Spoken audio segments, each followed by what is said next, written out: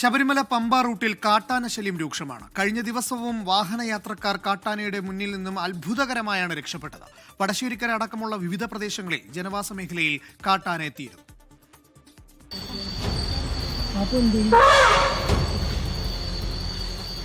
പത്തനംതിട്ട ജില്ലയുടെ മലയോര മേഖലകളിലൂടെ യാത്ര ചെയ്യുന്ന ആളുകൾ കാട്ടാനയുടെ മുന്നിൽപ്പെടുന്നത് നിത്യസംഭവമായി. കഴിഞ്ഞ ദിവസം കാർ യാത്രക്കാർ കാട്ടാനയുടെ മുന്നിൽപ്പെട്ടു. പമ്പയിൽ നിന്ന് ലാഹയ്ക്ക് പോയ യാത്രക്കാരാണ് കാട്ടാനയുടെ മുന്നിൽപ്പെട്ടത്. ചിഹ്നം വിളിച്ച് യാത്രക്കാരെ ഭയപ്പെടുത്തുകയും അരമണിക്കൂറോളം പ്രദേശത്ത് യാത്രാ തടസ്സം ഉണ്ടാക്കുകയും ചെയ്തു കാട്ടാന.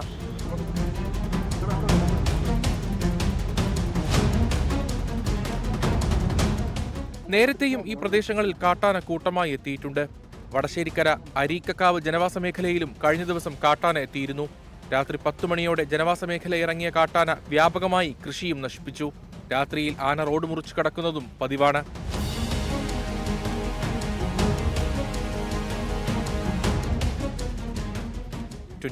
പത്തനംതിട്ട.